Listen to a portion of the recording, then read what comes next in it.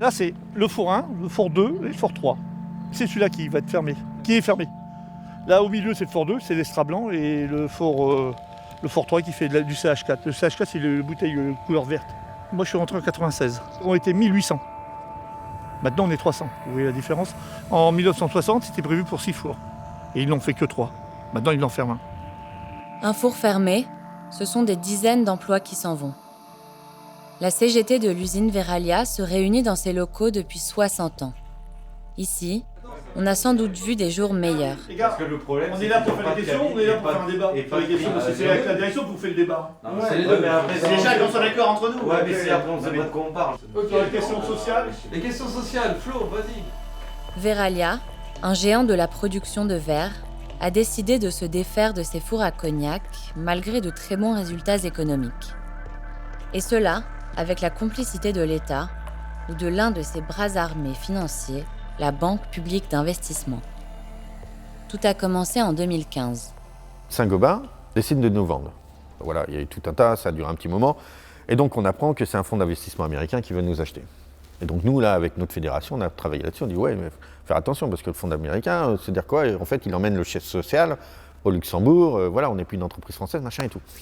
Donc on va aller toquer quand même à la BPI. Et donc là, on a réussi à faire rentrer la BPI. Donc là, tu dis, c'est cool. Moi, je suis encore l'histoire de M. Hollande qui dit que la BPI, elle est là pour... Je dis, putain, c'est bien. Le siège social de Verallia reste en France, on s'en fout de l'économique sur le coup. C'est une garantie sociale. C'est-à-dire que la BPI va pouvoir protéger les salariés et toutes ces choses-là en étant actionnaire. Verallia passe donc entre les mains d'Apollo, un fonds américain à la réputation sulfureuse. Les salariés, inquiets pour leurs emplois, espèrent que la BPI, en tant qu'actionnaire de Verallia, puisse contrer Apollo au conseil d'administration.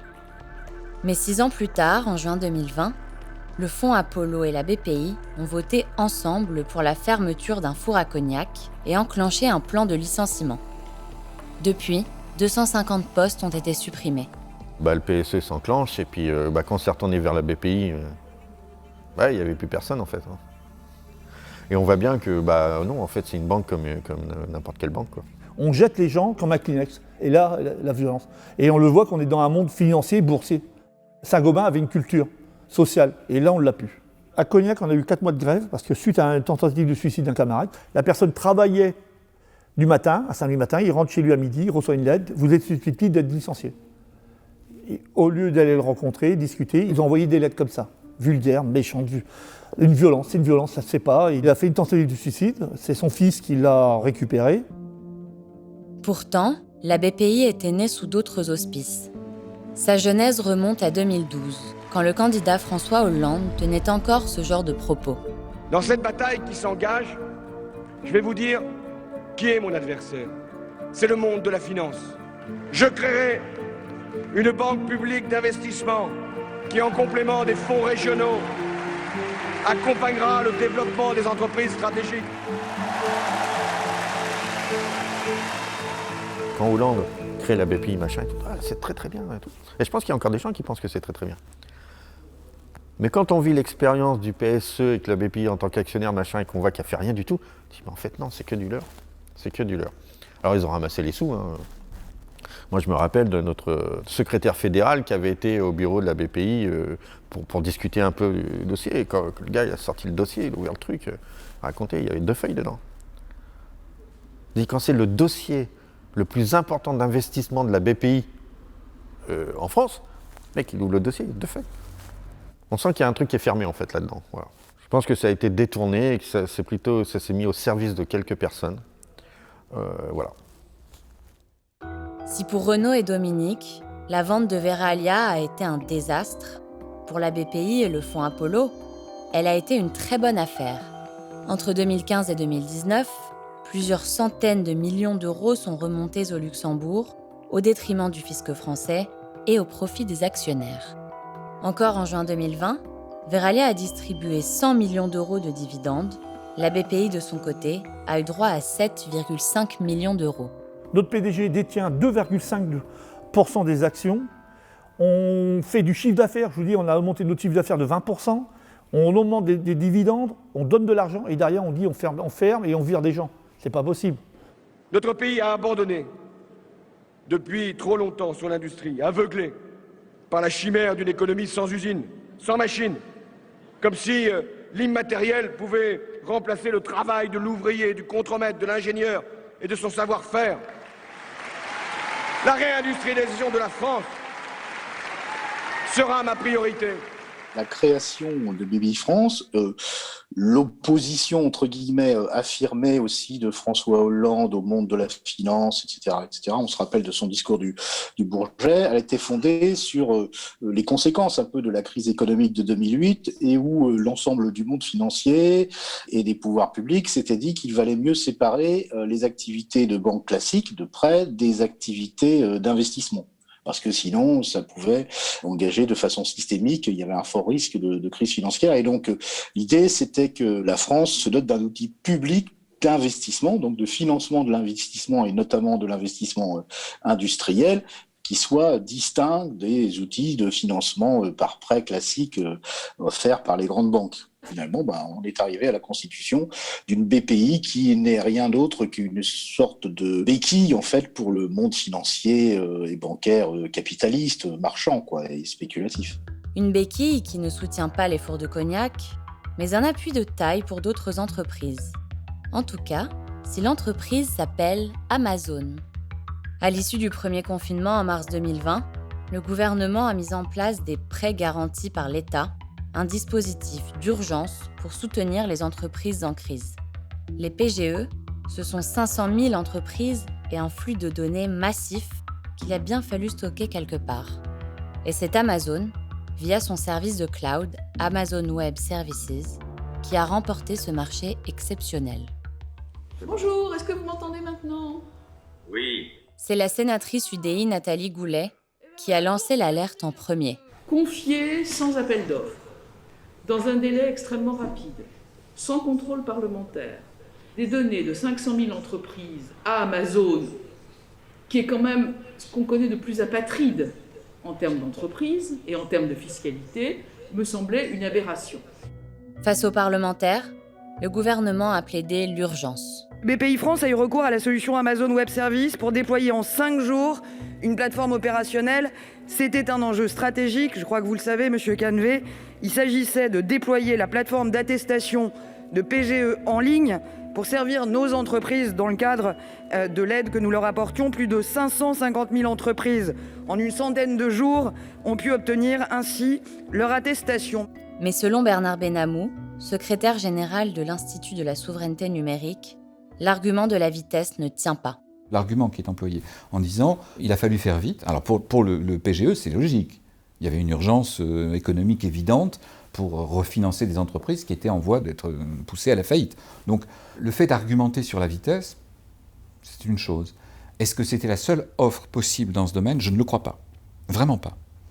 Je pense qu'il était possible de faire appel à d'autres services existants, ne serait-ce qu'au travers de la plateforme Copernic, qui est donc la plateforme de l'impôt en ligne, qui par définition existe depuis longtemps, qui a montré sa durabilité au travers effectivement de plusieurs dizaines de millions de foyers et d'entreprises qui déclarent l'impôt en ligne ou la TVA, enfin peu importe. On a largement les outils pour le faire. Est-ce que ça aurait été développable dans la même durée ? C'est une question. Soyons clairs sur le sujet et précis. L'intégralité des données est protégée par une clé privée détenue et hébergée par BPI France, ce qui garantit la souveraineté sur ces informations. Le PGE est une donnée particulièrement stratégique.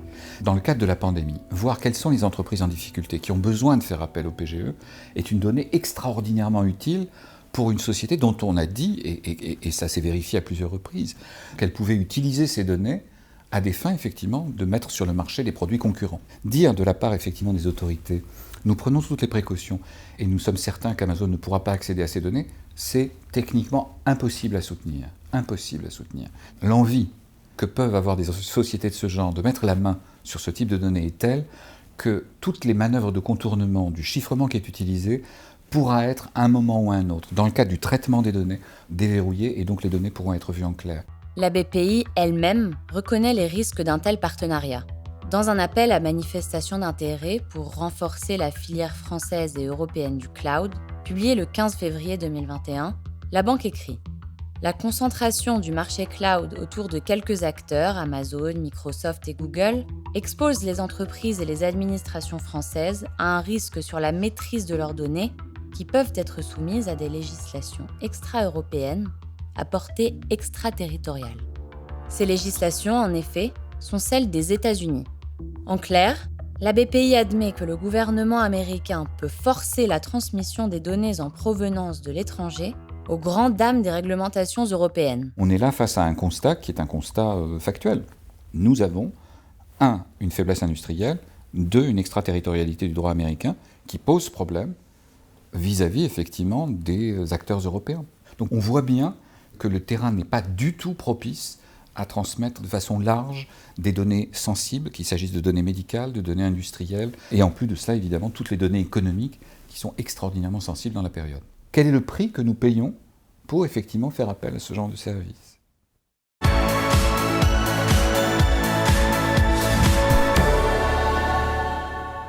Nous avons voulu être plus qu'une banque. C'est clair depuis le début, ni tout à fait privé, ni tout à fait public. Une banque qui gagne très bien sa vie et qui rend plus à l'État, donc à vous, contribuables, qu'elle ne coûte, beaucoup plus. Et pour faire cela, la BPI n'hésite pas à endosser le rôle de gestionnaire de fonds pour des investisseurs venus du Golfe. C'est ce qu'elle fait dans le cadre du projet Lac d'Argent, un fonds créé par la BPI en 2020 pour soutenir les groupes français cotés en bourse. La banque a levé à ses fins 4,2 milliards d'euros, dont 1 milliard a été versé par Mubadala, un fonds souverain émirati. L'ambition du projet Lac d'Argent, initialement, c'est d'essayer de capter une partie des ressources de l'assurance vie pour ensuite aller les placer sous ce label BPI, donc sous ce label un peu d'État stratège, au secours des entreprises françaises qui manqueraient de fonds propres. Mais là où le bouclage financier, au final, est un peu plus pernicieux, c'est qu'au rang des contributeurs à ce fonds de Lac d'Argent, vous avez aussi des investisseurs internationaux. Bruno Le Maire annoncera d'ailleurs tout à l'heure un accord avec le prince héritier d'Abu Dhabi. Les Émirats ont accepté en effet d'investir 1 milliard d'euros dans ce fonds qui prendra des participations de quelques pourcents dans des grands groupes cotés français. La BPI va endosser un rôle de placer des ressources qui viennent très largement de l'étranger et la BPI va les placer auprès d'entreprises françaises en relayant d'une certaine manière des revendications de rentabilité qui pourraient provenir donc de l'étranger via ce fonds souverain. Et donc là, il s'agit d'un fonds qui est un fonds privé. Donc ce sont des capitaux privés que nous avons levés et par conséquent, ceux qui nous confient leurs capitaux, nous leur devons un rendement, bien entendu. On a des fonds d'investissement qui interagissent avec d'autres fonds d'investissement pour ensuite aller essayer de retirer le maximum de rendement dans les entreprises dans lesquelles on va se placer et pas du tout pour les accompagner sur le long terme, pas du tout pour jouer ce rôle d'État stratège, de préserver certains secteurs d'activité en difficulté ou pour essayer d'amorcer le développement de filières d'avenir. Donc on est sur une banque publique d'investissement à nouveau qui joue aux apprentis sorciers et qui recrée au sein d'un secteur public un fonds qui a toutes les qualités d'un fonds parfaitement privé. Le choix de la BPI de s'associer avec Mubadala n'a rien d'anodin. En effet, le fonds émirati est très actif dans le secteur de la santé privée en France. Avec l'aide de la BPI, ils ont investi dans des startups qui concurrencent directement l'hôpital public. C'est ce qu'on appelle la Health Tech. En voici un exemple.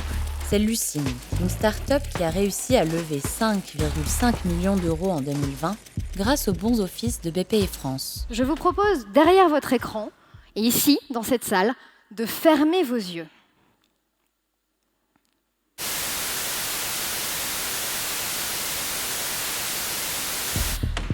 Ce son que vous venez d'entendre vient à l'instant de générer dans votre cerveau de l'endorphine, l'hormone du plaisir. Vous venez, messieurs, dames, pour la première fois de votre vie, de prendre un médicament numérique. Certaines startups, soutenues par BPI France, travaillent d'ores et déjà dans les murs de l'hôpital public. C'est le cas de Hapital, une start-up qui propose des services de conciergerie et de gestion des chambres individuelles en échange d'une redevance versés par les hôpitaux. Le cas de figure de Hapital et donc de cette entreprise privée qui est subventionnée par l'hôpital et donc par des fonds publics pour intervenir au sein même de l'hôpital, c'est un cas d'école et un exemple typique vraiment de ces transformations de l'hôpital et des services publics. L'action des startups aujourd'hui a un double rôle à l'hôpital public, à la fois celui de montrer qu'il y a une amélioration des soins ou en tout cas une amélioration de la qualité, davantage de progrès techniques puisqu'il y a vraiment une idéologie technophile autour des produits que peuvent vendre ces startups.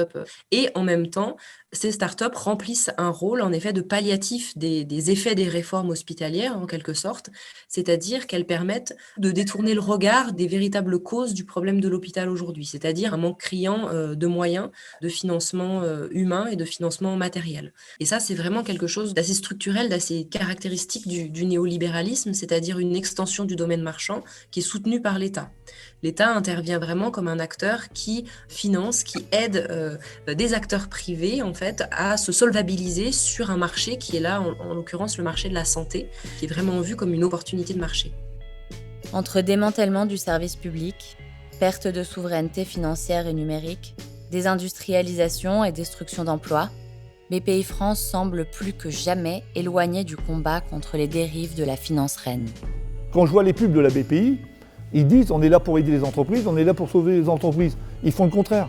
Et là, la BPI a agi comme un fonds de pension vautour. Eux sont là pour faire de l'argent. Mais la BPI, son but, c'était pas là. Elle était là pour sauver l'emploi, pour sauvegarder. C'est des gens indignes qui travaillent dans cette boîte-là. Et le gouvernement nous a trahis. Et des voleurs.